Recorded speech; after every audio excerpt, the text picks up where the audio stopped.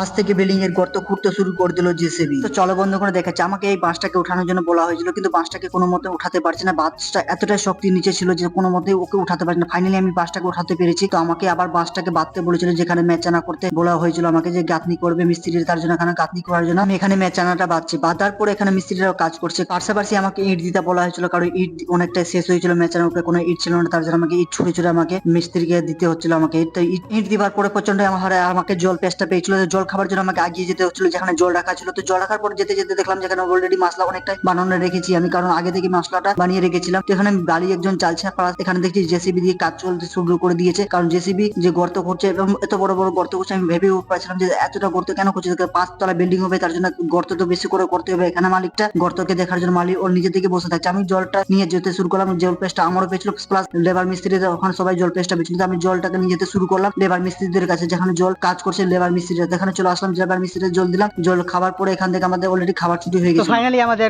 খাবার ছুটি হয়ে গেছে। তো চলো বন্ধুরা, আজকে প্রচন্ডই গরম করেছে, গাঁড় ফাটা গরম। আর কয়েকদিন 2-3 দিন থেকে গাঁড় ফাটা বৃষ্টি করেছিল, আজকে গাঁড় ফাটা পুরো বৃষ্টি রৌদ্র করেছে আর কি। তো তার জন্য একদম পুরো ঘেমে তেমে একদম পুরো থকমক হয়ে গেছে। তো প্রচুর একদম গরম লাগছে আজকে। তো চলো বন্ধুরা, আবার নেক্সট ভিডিওতে তোমাদের সাথে দেখা হচ্ছে। তো তখন ভালো থেকো, সুস্থ থেকো।